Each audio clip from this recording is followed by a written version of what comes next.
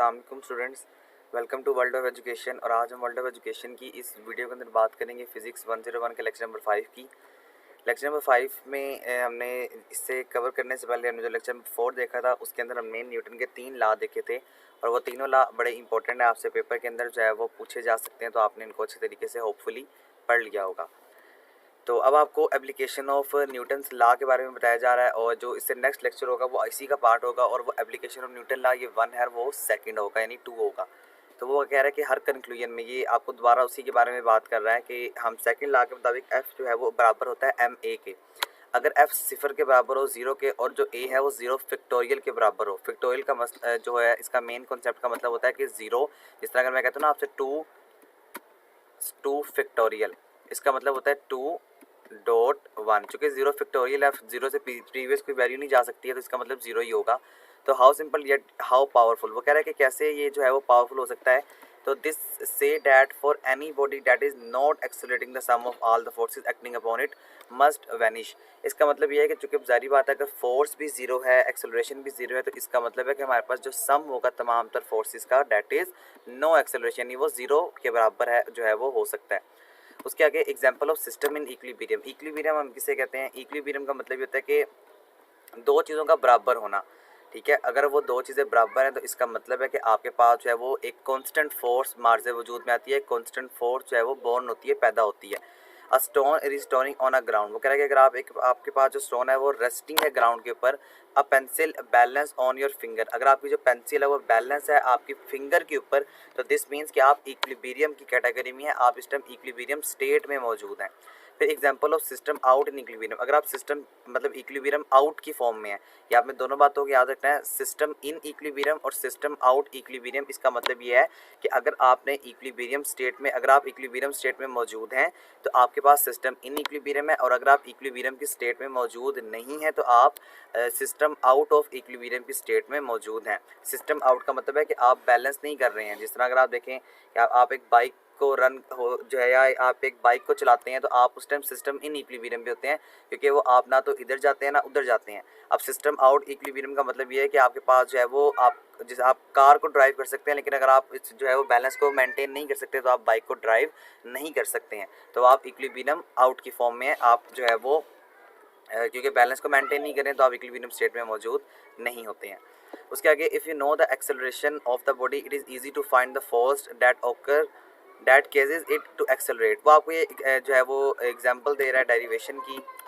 आपके पास जो है वो एक इक्वेशन मौजूद है, इस इक्वेशन के तहत आपको ये बताया जा रहा है कि अगर आप एक्सेलरेशन ऑफ बॉडी के बारे में जान लें तो ये इजी हो जाता है कि आपकी जो फोर्स है वो एक्सेलरेट करेगी या नहीं करेगी। इस तरह देखिए आपको एग्जांपल दे रहा है, इक्वेशन दे रहा है कि R equal to A T plus B T cube I. अब ये याद है यूनिट वेक्टर्स आपके साथ यहाँ पर जो है उसने मेंटेन किए हुए हैं, और A T square C T square sorry plus D T square J. अब यहाँ पर आप F equal to M A का फार्मूला लगाएंगे। इसने डबल डेरिवेशन ली हुई है, डबल डेरिवेशन जो मैंने आपको लेना सिखाई थी लेक्चर नंबर 2 में। होपफुली आप वो लेक्चर देख के यहाँ पर आए होंगे। तो देखिए आप यहाँ पर डबल डेरिवेटिव लेंगे जी, और डबल डेरिवेटिव के बाद आपके पास एक फाइनलाइज जो है वो आंसर यहाँ पर आ जाएगा। डेरिवेशन हम कैसे लेते हैं वो आप लेक्चर नंबर 2 ज़रूर देखिएगा। मैं आपको एक एग्जांपल के तौर पे यहाँ पे करवा देता हूँ।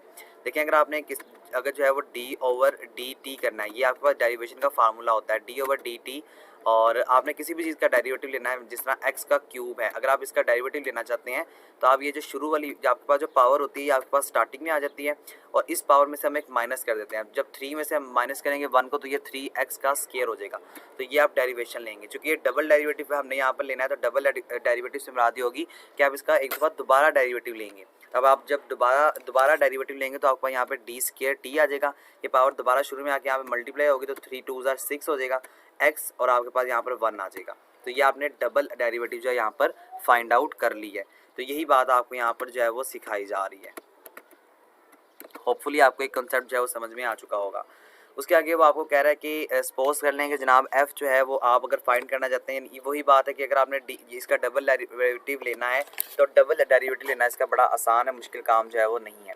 फिर रोप्स कहते हैं रस्सियों को। Ropes are useful because you can pull from a distance to change the direction of the force. The tension often denoted by T is the force you would feel it your cut the ropes and grab the ends. ये आपको एक example के through जो है वो equilibrium की state को ही मज़ीद समझा रहा है, तो इसको होपफुली आप एक दफ़ा खुद से पढ़ लेंगे। स्टूडेंट्स पॉइंट 7 के अंदर आपको बता रहा है कि वी आर ऑल फेमिलियर, हम तमाम तो लोग जानते हैं फ्रिक्शनल फोर्सेस के बारे में। फ्रिक्शनल फोर्सेस तब पैदा होती हैं जब हम अपने दोनों हाथों की हथेलियों को रगड़ते हैं, और उस रगड़ने की वजह से हमारे पास जो रिजल्टेंट आता है या जो हमारे पास रिजल्ट आता है वो हमारे हाथों के अंदर हीट पैदा हो जाती है। तो ये आपको फ्रिक्शनल फोर्सेस की वजह से या फ्रिक्शन की वजह से जो है वो पैदा होता है। तो आप कह सकते हैं कि फ्रिक्शन फोर्स का मतलब ये होता है कि अगर हम एक दूसरे के ऑपोजिट काम कर रहे हैं तो उसको हम फ्रिक्शन फोर्स कहते हैं, या उसको हम फ्रिक्शन का नाम देते हैं। मैथमेटिकली इसको इस तरह से लिखा जाता है, इसको याद कर लें जी। F इक्वल टू माइक्रो यूनि एन फॉर न्यूटन आपके पास ये बेसिकली जो है यहाँ पर हो सकता है। ये जो आपको साइन नज़र आ रहा है बेसिकली इसको हम मैक्रो का नाम देते हैं, ये आपने याद कर लेना है, ये आपके लिए भी इंपॉर्टेंट है। और the quantity macro is called the coefficient of the friction, ये जो क्वांटिटी मैक्रो है ये हमारे पास कोफिशिएंट ऑफ द फ्रिक्शन कहलाती है, और ये इसकी इंपेरिकल रिलेशंस है। F equal to macro n, और अगर ये वेक्टर की फॉर्म में होगा तो ये हमारे पास इंपेरिकल रिलेशन की फॉर्म में क्रिएशन यहाँ पर हो जाएगी। उसके आगे frictional is caused by roughness, जो फ्रिक्शन होती है ये वजह बनती है किसकी, यानी ये किसकी वजह से होती है, ये रफनेस की वजह से होती है। अगर हमारे पास स्मूथ सरफेस है तो हमारे पास फ्रिक्शन ज़्यादा नहीं होगी, और अगर हमारे पास स्मूथ सरफेस नहीं है, हमारी सरफेस रफ है जिसके ऊपर हम गाड़ी को ड्राइव कर रहे हैं, बाइक को ड्राइव कर रहे हैं, साइकिल को ड्राइव कर रहे हैं, तो हमारे पास फ्रिक्शन ज़्यादा होगी, और इस फ्रिक्शन की वजह से हमें भी ज़्यादा फोर्स जो है वो लगानी पड़ेगी। यही बात आपको यहाँ पे बता रहा है कि अगर आपके पास जो है वो फ्रिक्शन वाली सरफेस है तो आपको ज़्यादा पावरफुल जो है वो माइक्रोस्कोप चाहिए, यानी ज़्यादा आपको पावरफुल जो है वो आपको पावर को लगाना पड़ेगा। ये बेसिकली आपका प्रैक्टिकल है जो कि आपको जो वीयू के अपने लेक्चरार है वो करवा रहे हैं। तो ये उन्होंने एक मिरर यहाँ पर जो है वो क्रिएट किया हुआ है, और उसके अंदर वो आपको बता रहे हैं कि ये आपके पास जो स्पेस आपको ये नज़र आ रही है ये बहुत ज़्यादा रफ है, तो वो आपको ये वाली लाइन में बता रहा है कि आपको ज़्यादा पावरफुल माइक्रोस्कोप चाहिए ताकि आप इसको देख सकें। तो ये इसका पूरा जो मेन कॉन्सेप्ट है मैंने आपको बता दिया वो यही होगा कि अगर आपने जो है वो फ्रिक्शन वाली स्पेस के ऊपर या रफ सरफेस के ऊपर आप मूव कर रहे हैं तो आपको ज़्यादा फोर्सेस लगानी पड़ती हैं। उसके आगे आपको टेंशन के बारे में बता रहा है जनाब। टेंशन और एक्सेलरेशन का कॉन्सेप्ट क्या होता है। टेंशन हम किसको कहते हैं फिजिक्स के अंदर, टेंशन का मतलब होता है फिजिक्स के अंदर कि आप अगर किसी भी मैस को किसी भी रोप के साथ, रस्सी के साथ, या आप किसी जो है वो रोड के साथ जो है वो खींचते हैं, स्ट्रेच करते हैं, तो उस मैस में या उस बॉडी के अंदर जिसको आप स्ट्रेच कर रहे हैं, खींच नहीं है, उसके अंदर टेंशन जो है वो क्रिएट हो जाएगी। और इसको फाइंड करने का तरीका क्या है, F माइनस टी, यानी ये फोर्स में से आप टेंशन को माइनस कर दें और ये हो जाएगा M1A के। M1A ये वो मैस होगा या ये वो फोर्स होगी जो हमारे पास उसको खींचने की सूरत में आएगी। यही काम आपने यहाँ पर करना है M2F, और ये आपके पास टेंशन का फार्मूला है जो कि आपको सॉल्व करेंगे।